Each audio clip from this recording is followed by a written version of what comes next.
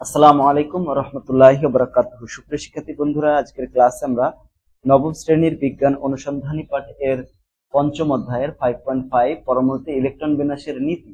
আমরা এখানে ইলেকট্রন বিন্যাসের নীতি থেকে আলোচনা করব, ঠিক আছে? তো আমি নোট আকারে এখানে তোমাদের পড়াবো। দেখো, প্রথমে নীতির ক্ষেত্রে প্রথমে যে নীতিটি রয়েছে সেটা হচ্ছে আফবাউ নীতি। আফবাউ নীতি বা এটাকে আমরা N+L নীতিও বলতে পারি, ঠিক আছে? N+L নীতি। তো এই নীতি অনুসারে কি হয়েছে দেখো, ইলেকট্রন সমূহ বিভিন্ন অরবিটালে তাদের শক্তির উচ্চ ক্রম অনুসারে প্রবেশ করে, অর্থাৎ ইলেকট্রন সমূহ প্রথমে নিম্ন শক্তির অরবিটাল পূর্ণ করে, এরপরে কি করে ক্রমান্বয়ে উচ্চ শক্তি স্তরের অরবিটালে স্থান গ্রহণ করে পরমাণুর ইলেকট্রন বিন্যাস সম্পন্ন করে থাকে। তার মানে দেখো, এখানে কি করে, প্রথমে যে সমস্ত অরবিটালের শক্তি কম, প্রথমে ইলেকট্রন ওই সমস্ত অরবিটালে স্থান গ্রহণ করে, এরপরে যার শক্তি তার চেয়ে একটু বেশি সেখানে চলে যায়, ঠিক আছে? এইভাবে তো এই শক্তিটা নির্ধারিত হয় N+L এর মাধ্যমে, ঠিক আছে? N+L টা কি? N+L দেখো, এখানে N+L, এখানে N টা হচ্ছে প্রধান শক্তি স্তর, আর L হচ্ছে সহকারী কোয়ান্টাম সংখ্যা। N হচ্ছে প্রধান কোয়ান্টাম সংখ্যা, L হচ্ছে সহকারী কোয়ান্টাম সংখ্যা। সাপোজ এখানে 1s এবং 2s এর ক্ষেত্রে, ঠিক আছে, এখানে দেখো N+L এর মান কত? N+L এর মানের ক্ষেত্রে 1, এখানে N এর মান কত? 1, এবং s অরবিটালের ক্ষেত্রে যেহেতু s অরবিটাল, তাই L এর মান কত হবে? 0, তাহলে এটা কত হয়? 1 ই হয়। আবার 2s এর ক্ষেত্রে N+L কত হবে? 2s এর ক্ষেত্রে দেখো 1 প্লাস কত? 0, 2 প্লাস 0, 1, এটা কত আছে? 2 না, এই যে 2 প্লাস 0 সমান কত হবে? 2। তাহলে দেখো এখানে N+L এর মান বেশি কোথায়? 2s এ। তো N+L এর মান 2s এ বেশি হওয়ার কারণে শক্তি কিন্তু বেশি, কার চেয়ে? 1s এর চেয়ে। তো যার শক্তি বেশি সেখানে ইলেকট্রন আগে যাবে না, পরে যাবে। তাই এখানে প্রথমে ইলেকট্রন প্রবেশ করবে আছে 1s অরবিটালে, তারপর এটা পূর্ণ করার পরে 2s অরবিটালে প্রবেশ করবে। আশা করি আমরা এটা বুঝতে পেরেছি, তাই না? এটা হচ্ছে N+L নীতি, ঠিক আছে? তো এই নিয়ম অনুসারে শক্তি স্তর সমূহের শক্তি নির্ধারিত হয় কিভাবে? নিম্নরূপে নির্ধারিত হয়। যেমন দেখো, দুটি অরবিটালের মধ্যে অরবিটালের যে অরবিটালের N+L এর মান বেশি, সে অরবিটালের শক্তি বেশি, অর্থাৎ ইলেকট্রন সেখানে প্রবেশ করবে পরে, কিন্তু আগে যাবে না। যেমন দেখো এখানে 4s এবং 3d এর ক্ষেত্রে, 4s এবং 3d এর ক্ষেত্রে এখানে দেখো 4s এর ক্ষেত্রে এখানে 4, আর s অরবিটালের জন্য L এর মান কত হবে? 0, তাহলে এখানে কত হবে? 4 হবে, ঠিক আছে? এটা হবে 4, 0 হবে না। 3d এর ক্ষেত্রে এখানে হবে 3, কারণ এখানে যে 3 রয়েছে, আর d অরবিটালের জন্য L এর মান হয় 2, তাহলে কত হবে? 5 হবে যোগ করলে। এখন দেখো এখানে 4s এ N+L এর মান কত?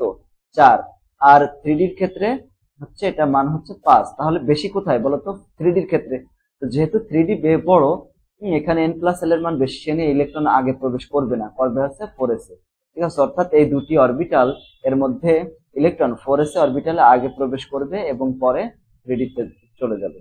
ওকে, এখন দেখো এখানে দুটি অরবিটালের মধ্যে যদি কোথাও N+L এর মান সমান হয়ে যায়, এই দুটি নিয়ম কিন্তু আমাদের মনে রাখতে হবে। 1 নম্বর, 2 নম্বর, দুটি ইলেকট্রনের মানে অরবিটালে N+L এর মান সমান হয়ে গেলে সেক্ষেত্রে কি হবে? যেখানে n এর মান কম সেখানে ইলেকট্রন আগে প্রবেশ করবে এবং সেটা শক্তি কম, তাই ধরা হবে ইলেকট্রন প্রথমে সেখানে প্রবেশ করবে। এই নিয়ম অনুসারে দেখো 4s এবং মানে এখানে 5s এবং 4p এর ক্ষেত্রে, 5s এর ক্ষেত্রে দেখো কি হয়? 5 যোগ 0 সমান কত হবে? 5, আর 4p এর ক্ষেত্রে 4 যোগ 1, 1 কেন? কারণ p অরবিটালের ক্ষেত্রে L এর মান হচ্ছে 1, এটা কত হয়ে যায়? 5 হয়ে যায়। আর এটা কত হয়ে যায়? এটাও 5 হয়। কিন্তু দুইটাই N+L এর মান সমান হওয়ার কারণে দেখো এখানে আছে 4p আর আছে 5s। তো 4p এর ক্ষেত্রে এখানে যেহেতু n এর মান কম, প্রথমে ইলেকট্রনটা এই 4p তে গমন করবে, তারপরে 5s এ গমন করবে, ঠিক আছে? সমান হলে যেখানে n এর মান কম সেখানে প্রথমে ইলেকট্রন যাবে, এটা আমাদের মনে রাখতে হবে। যেহেতু দুটি মানই সমান, তাই 4p এর ক্ষেত্রে n এর মান কম হয়, 4p এর শক্তি কম হবে এবং ইলেকট্রন আগে সেখানে প্রবেশ করবে, পরবর্তীতে 5s এ অরবিটালে চলে যাবে, ঠিক আছে? এই বিষয়গুলো এখানে লেখা আছে, যে বিষয়গুলো এখানে আমি বললাম, এগুলো 1 নম্বরে এবং 2 নম্বরে সেটাই লেখা, বুঝছো? এটাই তোমরা এখানে খুঁজে পাবো যদি রিডিং করো। তো এই নিয়ম অনুসারে এরকম হবে। যেমন এই নিয়ম অনুসারে এখানে 4s এ 1s ইলেকট্রন আগে প্রবেশ করবে, তারপরে 2s, তারপরে 2p থেকে 3s এ, তারপরে 3p থেকে 4s এ, তারপরে 3d, 4p, 5s, এরকম। তো আমাদের এত লাগবে না, আমরা মুখস্থ করবো শুধুমাত্র এই পর্যন্ত, এইখান থেকে এই যে পর্যন্ত, এইটুকু মনে রাখলে হবে। প্রথমে 1s ইলেকট্রন যাবে, তারপরে 2s এ, তারপরে 2p তে, তারপরে 3s এ, তারপরে 3p, তারপরে 4s এবং তারপরে 3d। কিন্তু লেখার সময় আমরা 3d, 4s, 3d আগে লিখবো, 4s পরে লিখবো, ঠিক আছে? এরকম একটু পরে আমি দেখাচ্ছি সেগুলো। যেমন দেখো এখানে একটা প্রশ্ন, 4d এবং 6s এর মধ্যে কোন অরবিটাল ইলেকট্রন আগে প্রবেশ করবে, যে অরবিটালে শক্তি কম সেখানে ইলেকট্রন আগে প্রবেশ করবে। তো আফবাউ নীতির কারণে 4d এবং 6s এর মধ্যে 4d তে ইলেকট্রন আগে প্রবেশ করবে। কেন? কারণ 4d এর ক্ষেত্রে অরবিটালের ক্ষেত্রে n এর মান কত 4, l এর মান কত 2, তাহলে সুতরাং n প্লাস l এর মান কত হয় 6, 2 আর 4 যোগ করলে কত হবে 6। আবার 6s এর ক্ষেত্রে n এর মান কত দেখো 6, এই যে 6 এবং l এর মান কত 0, 0 কেন? কারণ s অরবিটালে l এর মান 0 হয়, এখানে n প্লাস l এর মান কত হবে 6 হবে। উভয় ক্ষেত্রে n প্লাস l এর মান কিন্তু সমান, দেখো দুই জায়গায় কিন্তু n প্লাস l এর মান সমান হচ্ছে, এখানেও কত 6, এখানেও 6, এখানেও 6, সুতরাং এক সমান। কিন্তু 4d এবং এর ক্ষেত্রে n এর মান কত 4 আর 6s এর ক্ষেত্রে 6, তাহলে 4d এর ক্ষেত্রে n এর মান কম, তো কম হয় এটি নিম্ন শক্তির স্তর, তাই 4d অরবিটালে ইলেকট্রন আগে প্রবেশ করবে, তারপরে 6s এ গমন করবে। একই রকম প্রশ্ন এরকম হতে পারে যে 4s এবং 3d অরবিটালের শক্তি, মানে 4s অপেক্ষা 3d অরবিটালের শক্তি বেশি, এটা ব্যাখ্যা করতে হবে। ঠিক আছে, কিভাবে ব্যাখ্যা করব? 4s এর ক্ষেত্রে n প্লাস l এর মান কত 4 যোগ 0, 0 কেন? কারণ s অরবিটালে l এর মান 0 হয়, তাই কত হবে 4 হবে। 3d এর ক্ষেত্রে n প্লাস l এর মান কত 3 প্লাস 2, কারণ d অরবিটালের জন্য l এর মান হয় 2, 5 হয়ে যায়। তো কম কোথায় বলো তো? এখানে 4s এর ক্ষেত্রে কম, n প্লাস l এর মান 4s এ কম, তাই 4s এর শক্তি কম, 3d শক্তি বেশি, তাই বলা হচ্ছে 4s অপেক্ষা 3d তে বেশি, কাজেই 4s অপেক্ষা 3d অরবিটালের শক্তি বেশি হবে। এরপর দেখো এখানে 6s অরবিটালের শক্তি 4d অরবিটাল অপেক্ষা বেশি, এটা ব্যাখ্যা করতে হবে। তো 6s এর ক্ষেত্রে n এর মান কত 6, l এর মান কত 0, n প্লাস l এর মান কত 6, 0 যোগ 6 0 6 হয়। আবার 4d এর ক্ষেত্রে n এর মান কত 4, l এর মান কত 2, n প্লাস l এর মান কত 6, দুই ক্ষেত্রেই কিন্তু সমান। n প্লাস l এর মান সমান হলে যে অরবিটালে n এর মান বড় তার শক্তি বেশি হয়, তাই এখানে n এর মান বড় কোথায় দেখেই বোঝা যাচ্ছে যে 6s এর বেশি, তাহলে 6s এর শক্তি বেশি আর তারপরে 4d শক্তি কম। ঠিক আছে, অর্থাৎ 6s এর শক্তি বেশি হবে। তারপরে তোমাকে যদি প্রশ্ন করে যে 2p অপেক্ষা 2s অরবিটাল এর শক্তি কম, ব্যাখ্যা করো। এইভাবে অরবিটালের শক্তি কোথায়? n প্লাস l এর মান 2p এর ক্ষেত্রে কত? এই যে n এর মান হচ্ছে 2, p এর মান হচ্ছে 1, কারণ p অরবিটালের ক্ষেত্রে l এর মান হচ্ছে কত 1 হয়, তাই তো যোগ করলে কত হবে 3 হবে। আর 2s এর ক্ষেত্রে কত 2 যোগ 0 সমান কত হবে 2 হবে। তাহলে এখানে দেখো 2p এর মান কিন্তু বেশি হয় আর 2s এ n প্লাস l এর মান কম হয়। n প্লাস l এর মান যে অরবিটালে বেশি সেই অরবিটালের শক্তি বেশি হয়। তো যেহেতু 2p অরবিটালের ক্ষেত্রে n প্লাস l এর মান 2s অরবিটাল অপেক্ষা বেশি, তাই 2s অপেক্ষা 2p অপেক্ষা 2s অরবিটালের শক্তি কম হবে। একই রকম আরেকটা প্রশ্ন দেখতে পারি আমরা যে 3p অপেক্ষা 3d অরবিটালের শক্তি বেশি, এটা ব্যাখ্যা করো। তো এটা উত্তর আমরা এভাবে লিখবো, যে অরবিটালে n প্লাস l এর মান বেশি সেই অরবিটালের শক্তি বেশি। 2p অরবিটালের জন্য n এর মান কত 3 এবং l এর মান কত 1, তাহলে n প্লাস l এর মান কত হচ্ছে 4 হয়ে যাচ্ছে। আবার 3d এর ক্ষেত্রে n এর মান 3 আর l এর মান হচ্ছে 2, তাহলে যোগ করলে কত হয় 5 হয়ে যাচ্ছে। সুতরাং 3p অপেক্ষা 3d n প্লাস l এর মান বেশি, সুতরাং কি হবে 3p অপেক্ষা 3d অরবিটালে শক্তি বেশি হবে। ঠিক আছে, এখন 1 থেকে 30 পর্যন্ত মৌলের ইলেকট্রন বিন্যাস, এগুলো আমরা ওই যে 1s 2s 2p ওই নিয়মে। ঠিক আছে, প্রথমে 1s, দেখো এই নিয়মটা মনে রাখবো, প্রথমে 1s এ ইলেকট্রন যাবে, তারপরে 2s এ যাবে, তারপর 2p তে যাবে, তারপরে 3s এ যাবে, তারপরে 3p তে যাবে, তারপরে 4s এ যাবে এবং লাস্টে যাবে 3d তে। কিন্তু আমরা 3d আগে লাগবো, তারপরে 4s লাগবে। যদি 3d তে কোনো ইলেকট্রন না থাকে তাহলে এটা দিবই না, এখানে ফাঁকা রাখবে। যেমন দেখো এখানে হাইড্রোজেনের ইলেকট্রন সংখ্যা আছে 1, এটা হবে 1s1, হিলিয়ামের ক্ষেত্রে 1s2, লিথিয়ামের ক্ষেত্রে 1s2, 2s1। ঠিক আছে, কারণ যে কোনো অরবিটালে দুইটার বেশি থাকতে পারে না, এই জন্য s অরবিটালে দুইটা থাকে, এর জন্য পরবর্তীতে আরেকটা অরবিটাল আনতে হয়। আচ্ছা, এরপরে দেখো বেরিলিয়ামের কত 1s2, 2s2, বোরনের ক্ষেত্রে 1s2, 2s2, 2p1, কার্বনের ক্ষেত্রে 1s2, 2s2, 2p2, তারপর নাইট্রোজেনের ক্ষেত্রে 2p3, অক্সিজেনের ক্ষেত্রে 2p4, 2p5 আছে ক্লোরিনের ক্ষেত্রে, তারপর 2p6, তারপর দেখো 2p6 পূরণ হয়ে গেল, এখানে 6টা ইলেকট্রন থাকতে পারে, সেটাই আছে p অরবিটালে। এরপরে আমরা পরের অরবিটালে চলে যাবো, সেটা কত 3s। 3s এ কয়টা ইলেকট্রন থাকবে? একটা, কারণ দেখো এই পর্যন্ত হলো কত, এই পর্যন্ত হচ্ছে 10টা আর একটা বাকি আছে, তার জন্য ওখানে হবে একটা। ম্যাগনেসিয়ামের ক্ষেত্রে 1s2, 2s2, 2p6, 3s2, অ্যালুমিনিয়ামের ক্ষেত্রে 1s2, 2s2, 2p6, 3s2, 3p1, সিলিকনের ক্ষেত্রে দেখো এখানে 2p2, 3p2 হবে, ফসফরাসের ক্ষেত্রে 3, সালফারের ক্ষেত্রে এখানে 4 হবে, তারপরে ক্লোরিনের ক্ষেত্রে এখানে 5 হবে, আর্গনের ক্ষেত্রে এখানে 6 হয়ে গেল, একদম পরিপূর্ণ হয়ে গেল। এরপরে পটাশিয়ামের 1s2, 2s2, 2p6, 3s2, 3p6, এখানে 4s1, কেন 3d তে গেল না? কারণ আমরা জানি, কারণ 3d শক্তি হচ্ছে বেশি ফোরেসের চেয়ে, এর জন্য। ক্যালসিয়ামের ক্ষেত্রে এখানে 4s2 হবে। স্ক্যান্ডিয়ামের ক্ষেত্রে দেখো, এখানে স্ক্যান্ডিয়ামের ক্ষেত্রে কি হয়েছে, একটা ইলেকট্রন কিন্তু অতিরিক্ত এসেছে, মানে ডি অরবিটাল একটা ইলেকট্রন অতিরিক্ত থাকবে আর কি। টাইটানিয়ামের ক্ষেত্রে এখানে 2টা থাকবে। তারপর ভ্যানাডিয়ামের ক্ষেত্রে এখানে 3টা, ক্রোমিয়ামের ক্ষেত্রে এখানে 4টা থাকার কথা, কিন্তু এখানে দেখো 5টা। কেন? এখানে এখানে 2টা থাকার কথা, 2টা থাকার কথা, এখানে 2টা থাকার কথা, ওখান থেকে এখানে চলে গেল, যাতে বেশি স্থিতিশীলতা অর্জন করতে পারে। ঠিক আছে, একটু পরে সেটার ব্যাখ্যা আমরা করবো ব্যতিক্রমের ক্ষেত্রে। এটা ব্যতিক্রম, তোমরা এটা মনে রাখো। ঠিক আছে, অর্ধপূর্ণ পূর্ণনীতির কারণে এটা। আমরা জানি যে সমস্ত অরবিটাল ইলেকট্রন দ্বারা অর্ধপূর্ণ থাকে অথবা পরিপূর্ণ থাকে, তারা বেশি স্থিতিশীল থাকে, স্টেবল থাকে।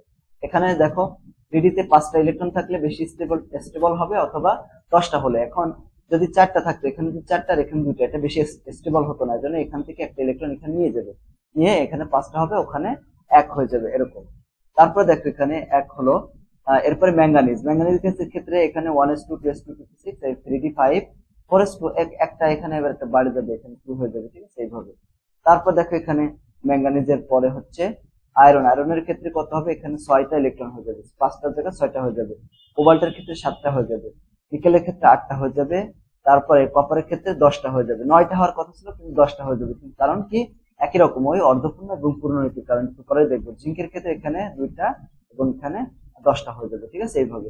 এখন ইলেকট্রন বিন্যাসের কিছু সাধারণ নিয়মের ব্যতিক্রম রয়েছে। ব্যতিক্রমটা হচ্ছে কেবল যেটা বললাম, যে 3p3 অথবা 3p6 অপেক্ষা যদি মানে এরকম যদি থাকে, 3p মনে করো 4 আছে, তো তার চেয়ে 3p3 থাকা বেশি বেটার।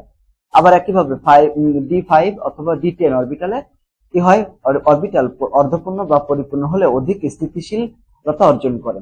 এখন দেখো ক্রোমিয়াম, তারপরে দেখো মলিবডেনাম, কপার, তারপর সিলভার ব্যতিক্রম ইলেকট্রন বিন্যাস প্রদর্শন করে। ক্রোমিয়ামের ক্ষেত্রে বিন্যাস সাধারণ নিয়মের ব্যতিক্রম, কারণ অর্ধপূর্ণ এবং পরিপূর্ণ পূর্ণ অরবিটাল বিশিষ্ট ইলেকট্রন বিন্যাস অধিক সুস্থিতিশীল হয়, এবং তাই ক্রোমিয়াম এর ডি অরবিটালে অর্ধপূর্ণ হওয়ার জন্য এস অরবিটাল হতে একটি ইলেকট্রন ডি অরবিটালে প্রবেশ করে। সাপোজ এখানে এই প্রশ্নটা তোমাদের আছে, চিন্তার খোরাকে কি বলা আছে, যে ক্রোমিয়াম এর ইলেকট্রন বিন্যাস সঠিক ইলেকট্রন বিন্যাসের নিয়ম অনুযায়ী লিখতে চেষ্টা করো, মানে সঠিক যে নিয়মটা সেটা অনুসারে লিখতে বলা হয়েছে। এখন ক্রোমিয়ামের ইলেকট্রন বিন্যাস হচ্ছে এরকম। কেন? কারণ ক্রোমিয়ামের ক্ষেত্রে 4s অরবিটাল পূর্ণ হয়ে পরে 3d অরবিটালে ইলেকট্রন প্রবেশের কথা ছিল, কিন্তু মানে এখানে 2টার কথা ছিল, এখানে হচ্ছে তার কথা ছিল 1টা, কিন্তু এরকমটা হয় নাই। এখানে কি হচ্ছে, 4s এ 1টা এবং 3d তে কয়টা, 3d 5টা, এরকম। কিন্তু 3d এবং 4s2 ইলেকট্রন বিন্যাসের চেয়ে 3d5 4s1 ইলেকট্রন বিন্যাস অধিক সুস্থিতি, কেননা ডি অরবিটাল অর্ধপূর্ণ, মানে 10টা থাকলে স্টেবল হয় অথবা 5টা থাকলে জন্য, তাই ক্রোমিয়াম ব্যতিক্রম ইলেকট্রন বিন্যাস প্রদর্শন করে। এরপরে এই প্রশ্নটা অনেক ইম্পর্টেন্ট, যেমন কপার ইলেকট্রন বিন্যাস স্বাভাবিক নিয়মের ব্যতিক্রম মেনে চলে না কেন? কারণ কি, কপার ইলেকট্রন বিন্যাস স্বাভাবিক নিয়ম মেনে চলে না, কারণ সাধারণভাবে দেখা যায় একই উপস্থিতিতে পি ও ডি অরবিটাল পূর্ণ, মানে p6 এবং p10 বা অর্ধেক পূর্ণ যদি p3 5 8 থাকে, হ্যাঁ সরি d5 যদি থাকে, তাহলে ইলেকট্রন বিন্যাস বেশি সুস্থিতিশীল হয়, মানে স্টেবল হয়। তাই কপার ইলেকট্রন বিন্যাস স্বাভাবিকভাবে আফবাউ নীতি অনুসরণ কথা ছিল, এখানে 9টা থাকার কথা ছিল, এখানে 2টা থাকার কথা ছিল, কিন্তু 3d অরবিটালে 10টি ইলেকট্রন থাকলে তা স্থিতিশীল হয়ে যায়, মানে সুস্থিতি হয়ে যায়, বা সুস্থিতি বেশি হয় বা স্টেবল হয়ে যায়। তাই 4s অরবিটাল হতে একটা ইলেকট্রন 3d অরবিটালে চলে আসে, ফলে কপারে ইলেকট্রন বিন্যাস হয়ে যায় কত,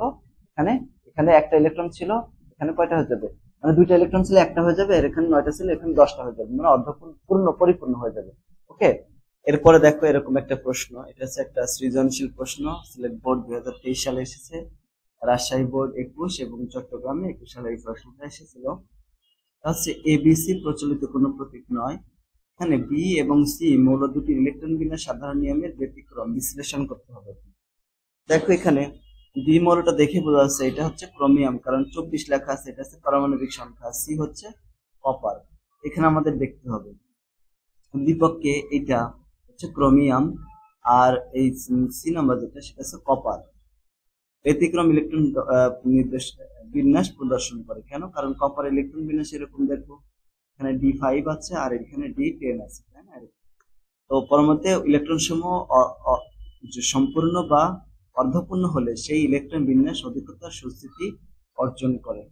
ক্রোমিয়ামের ক্ষেত্রে 4s অরবিটাল পূর্ণ হয়ে পরে 3d অরবিটালে ইলেকট্রন প্রবেশের কথা ছিল, কিন্তু 3d4 আর 4s2 ইলেকট্রন বিন্যাসের চেয়ে 3d5 4s1 ইলেকট্রন বিন্যাস অধিক সুস্থিতি, কেননা ডি অরবিটাল অর্ধপূর্ণ থাকে, তাই ক্রোমিয়াম ইলেকট্রন বিন্যাস ব্যতিক্রম প্রদর্শন করে ব্যতিক্রম ইলেকট্রন বিন্যাস প্রদর্শন করে। আবার কপারের ক্ষেত্রে অনুরূপ 3d9 4s2 অপেক্ষা 3d10 4s1 ইলেকট্রন বিন্যাস অধিকতর সুস্থিতি অর্জন করে, কেননা 3d অরবিটাল সম্পূর্ণ হয় এক্ষেত্রে। এজন্য কপার ইলেকট্রন বিন্যাস ব্যতিক্রম দেখা যায়, ইলেকট্রন বিন্যাস ব্যতিক্রম দেখা যায়। তারপর দেখো এখানে আরো একটা উদ্দীপক রয়েছে, এখানে এক্স ওয়াই জেড, এখানে এক্স ওয়াই জেড প্রতীকী অর্থে ব্যবহৃত হয়েছে। জেড এর সর্বশেষ ইলেকট্রন 3d অরবিটালে প্রবেশ করলেও ওয়াই এর ক্ষেত্রে তা হয় না। ইলেকট্রন বিন্যাসের সাহায্যে এর ব্যাখ্যা করো। এখানে বিশ্লেষণ করতে হবে। জেড মৌলটি মানে স্ক্যান্ডিয়াম হচ্ছে, এটা এখানে দেখো 1s2 2s2 2p6 3s2 3p6 4s2 তারপরে 3d তে ইলেকট্রন পাবে, ঠিক আছে। এক্ষেত্রে 21তম ইলেকট্রনটি 3d তে অরবিটালে প্রবেশ করেছে, তবে 19 এবং 20তম ইলেকট্রন আগে 4s এ অরবিটালে প্রবেশ করেছে। কারণ আব্বাউ নীতি অনুসারে 4s এ অরবিটালের ক্ষেত্রে n+n এর মান বেশি, মানে যেখানে কম সেখানে ইলেকট্রন আগে প্রবেশ করবে, ঠিক আছে। এবং 3d এর ক্ষেত্রে এটা 5, অর্থাৎ 3d অরবিটালে শক্তি 4s অরবিটালের চেয়ে বেশি, তাই স্ক্যান্ডিয়ামের 19তম 20তম ইলেকট্রনটি আগে 4s অরবিটাল পূর্ণ করে, অতঃপর 21তম ইলেকট্রনটি 3d অরবিটালে প্রবেশ করছে। আবার এটার ক্ষেত্রে দেখো পটাশিয়ামের ক্ষেত্রে এরকম 3p6 এবং 4s1 হয়েছে, শেষ কক্ষপথ ইলেকট্রনটি কোথায় দিয়েছে 4s1 এ।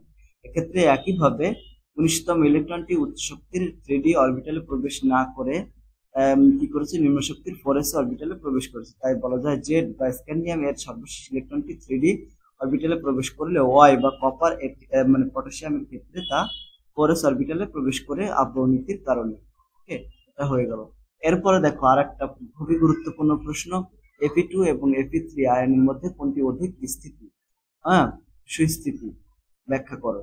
এখানে Fe2 এবং Fe3 আয়নে অধিক সুস্থিতি, কারণ আয়ন দুটি ইলেকট্রন বিন্যাস দেখতে হবে। দেখো Fe2 যেটা, Fe2 মানে কি 26টা ইলেকট্রন থাকে, কিন্তু সেখান থেকে দুইটা কম আছে, কম থাকলে এটা চলে যাবে হচ্ছে s অরবিটাল থেকে দুইটা ইলেকট্রন চলে যাবে। আর 3টা অরবিটালের ক্ষেত্রে দেখো এখানে d অরবিটালে কয়টা ইলেকট্রন রয়েছে, 6টা।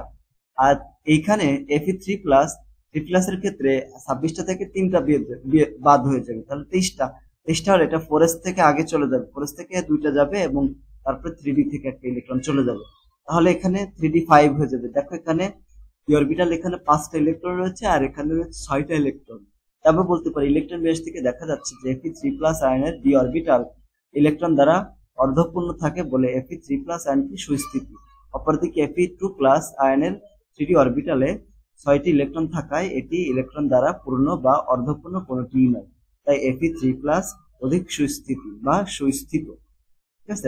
এখন আমরা কতগুলো ছোট প্রশ্ন করব কুইজ আকারে, ঠিক আছে। এখন যে দেখো এক নাম্বার, যে অরবিটালে শক্তি কম সেই অরবিটালে ইলেকট্রন কখন প্রবেশ করে, আগে প্রবেশ করে। যে অরবিটালের শক্তি অপেক্ষাকৃত বেশি সেই অরবিটাল কখন ইলেকট্রন প্রবেশ করে, পরে। ইলেকট্রনের n+l এর মান কম সেই ইলেকট্রনের শক্তি কিরকম হবে, কম হবে। যে অরবিটালের n+l এর মান বেশি সেই অরবিটালের শক্তি কেমন, সেই শক্তি বেশি।